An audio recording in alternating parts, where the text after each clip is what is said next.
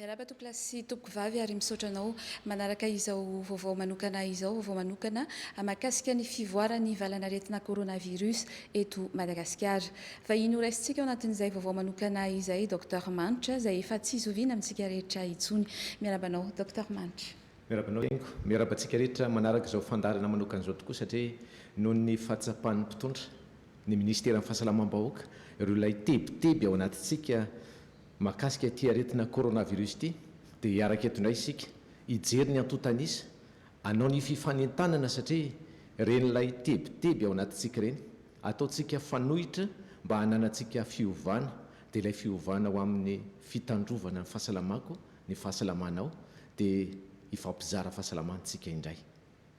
Anaraka izay atotanisa izay ary sika atotanisa izay nanomboka ny fahadimy ny volana martsa hatramin'ny faharoambin'ny folo ny volana martsa teo hoarantsika avy hatrany izay atotanisa izay. Toy izao ny trangan'ny coronavirus nanomboka ny 10 martsa ka hatramin'ny 12 martsa. Tranga vaovao ny isa 7 sy 900, ny sitrana kosa 3 sy 900. Misa 5 sy 900 ireo andalam-pitsabona amin'izao fotoana izao. 9 no namoiny ainy. Olo misa 7 sy 740 no natao fitiliana. Raha ny fitambarany hatramin'izay nisia ny coronavirus teto Madagasikara izay dia fantatra fa olo miisa 9 sy 310 sy 2 alina no tratrany izany aretina izany. Ny sitrana kosa 7 sy 300 sy 2 alina. Ary ny maty nandritra izay nisia ny coronavirus teto Madagasikara zay dia any amin'ny 9 sy 300. Raha izay ny atotanisa dia mbola midika izany fa mbola misy tokoa ireo olona marary any amin'ny ireny hopitaly ireny toy ity fijoroana vavolombelona izay hoarantsika manaraka ity fijoroana vavolombelona izay nataona dokotera iray mpanao gazety iray ary olon-tsotra iray. Hopitaly mandray ireo marary ny Covid-19 tratry ny forme grave na nitranga miaro fahasarotana neto amin'ny hopitaly manara-penitra Andotapenaka. Maro ireo mametra-panontaniana rehefa tonga amin'ny sikajy toy inona no atao hoe forme grave ny marary iray. Hitondra fanazavana mahakasika izay ny talian'ny hopitaly manara-penitra. Ny forme grave moa zany dia diagnostic aingana indrindra zany dia scanner pulmonaire dia hojerentsika zany ka an'ity marary anankiray ity. Raha ty tratra anankiray ity zany ny tratra vanana zao alaitsika amin'ity sary ity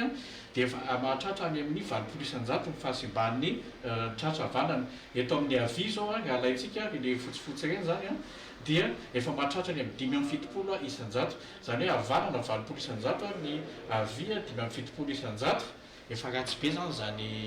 fahasimban'ny tratra amin'ny ankapobeny satria ao amin'ny tratra moa zany no ahafahana ny aina hidiran'ny oxygène ary ahafahan'ny oxygène io zany tonga any amin'ny sela na any amin'ny tova samihafa. Misy ireo marary Covid-19 tratry ny forme grave no manaraka fitsaboana eto amin'ny hopitaly manara-penitra amin'izao fotoana izao. Iray amin'ireo ity mpiasana haino manjery iray eto an-drenivohitra ity. Asa masina zalahy ty asa tsika ty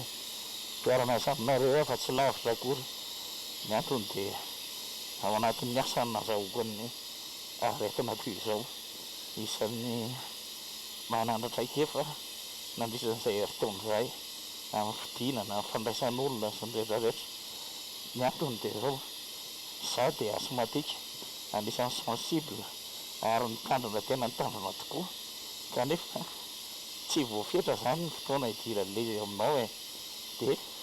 miseho tsikelikely ny symptôme ary miamafy tsoriko aminareo zalahy fony 20 isan-jato pomanko fa tsy kivy fa mbola vonona ny ara iasa sy araka aminareo foana. Ity marary ity kosa indray dia mpitsabo mandray marary eto an-drenivohitra ny tenany. Nanao fiarovana trany izy teo am-panatanterahana ny asany raha ny fitantarany saingy izao tratra ny valinaretin'izao ihany. 7 andro zay ny narary nanao protection aho satria za dokotera 7 isan-jato ny protection vitako fa ny 2 isan-jato vo ka dia manao antso avy amintsika malagasy tsirairay satria ianao iza ny fianakaviana ny firenena dia tokony hiaro tena tsotra le miaro tena kasibosy manasa tanana distanciation fa rehefa tonga ny atao hoe forme grave a dia reraka be a tsy mahina-kanina dia sepotra. Ambety teny reto marareto ny tokony hitandreman'ny tsirairay indrindra amin'ny fanajana ny fepetra-sakana isorohana ny fahazona ny valana retina. Nangatahako ny olona mitovy amin'ny sensible ohatrana alao miaro tena foana na fotoana ahoana na fotoana ahoana satria rehefa tonga dia amin'ilay forme grave ianao a tsy maintsy mitenanao ihany aloha manavitra amin'ny tenanao ary eo ekipa ray manontolo a izay sorako nanomboka tary amin'ny village voire izay nanao ny asany tokoa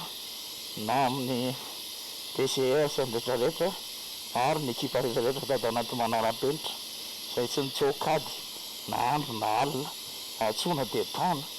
ary manome an'izay besoinao rehetrarehetra. Aretiny mandozy io ny tsirairay aloha dia aza mametsiny andrakotra berasoa fa ny tenanao menatsiny hoe zany tsy nitandrina dia fina tamin'ny vadoka dia fina tamin'ny zanako dia fina tamin'ny fianamonina dia fina tamin'ny fina tamin'ny Madagasikara ray manontolo tsy androso mandrakizay tsika raha ohatra hoe hitolona amin'ity eto foana. Mahakasika ny fandraisan-tanana azy ireo kosa indray dia nambaran'izy ireo fa maimaim-poana avokoa ny fitsaboana ny Covid-19 nainga tany amin'ny fizahan-pahasalamana sy ny fitiliana natao teny amin'ny village voaran-dota-penaka ka hatramin'izao fotoana mbola narahan'izy ireo ny fitsaboana izao. Tonga tatia tonga dia voaray ara-dalàna tary amin'ny village voara tonga dia nanao PCR teony eo dia tonga dia nanao scanner teony eo tsy niandro mihitsy zareo ny ekipa ray manontolo zany a teo daholo tonga dia prise en charge ray manontolo mialatsiny amin'ny teny frantsay prise en charge ray manontolo izy a mifanafody a amafisiko ty averika amafisiko ty fanafodina Covid-19 tompoko dia toan'ny hôpitaly izy zato isan-jato hatramin'ny oxygène io vidiny io fanafody io dia toan'ny hôpitaly sérum to fa raha ohatra ianao manana aretina hafa za zao tsy manana aretina hafa dia tsisy. Faharoa ho antsika afatra ho amin'ny mpitsabo aza mitara foty a aza mitaraina tana miepaka fa men'Andriamanitra fa aizantsika hanao an'io fa raha misy zavatra tiatsika tsisy ohatrany hoe nampianarina antsika hoe doctoralement le reto miresaka ianao doctoralement mitaky ianao doctoralement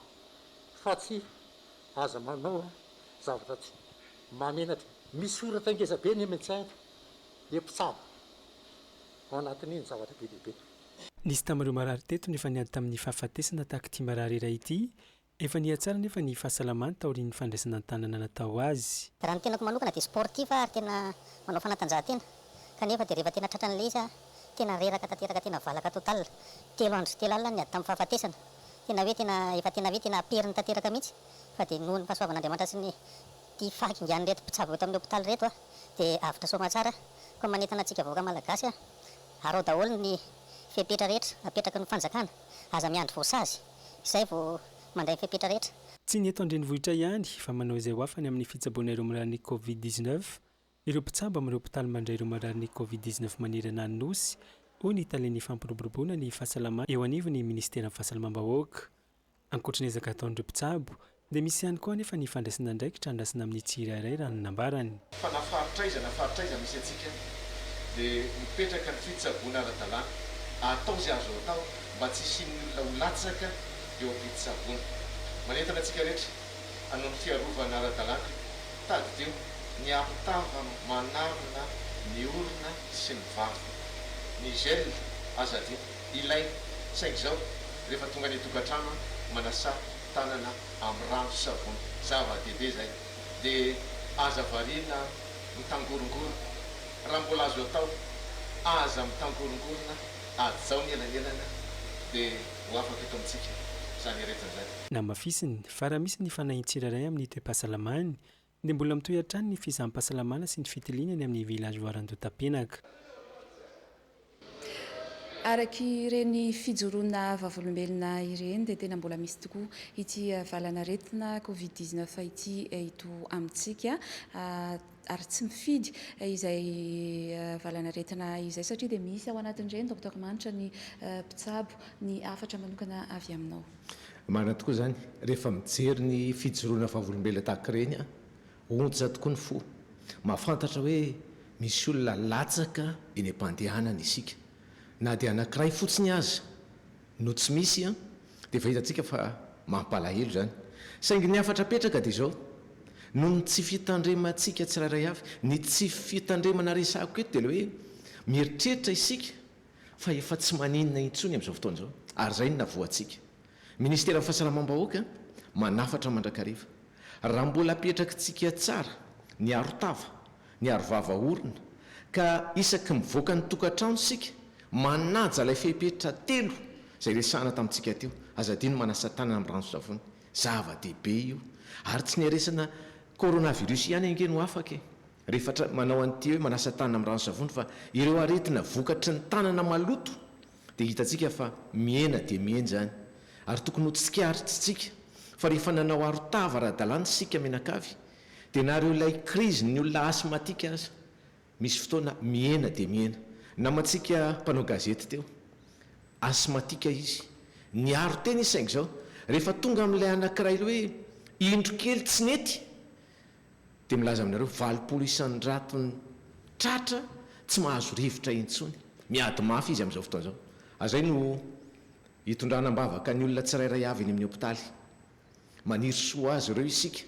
ary mba isika velona sy miriry salama amin'izao fotoana zao mba handiny tena indray ka na hoe hiaro tena dia hiaro ny namako dia ho afaka amin'ity aretiny ity tsika ihany koa. Misaotranao docteur Manitra ny vahiny tato anatin'ity vaovao manokana ity dia izay ihany koa tokolasy tokovavy no mamarana izao vaovao manokana izao misaotranao nanaraka izany hatramin'ny farany veloma tompoko.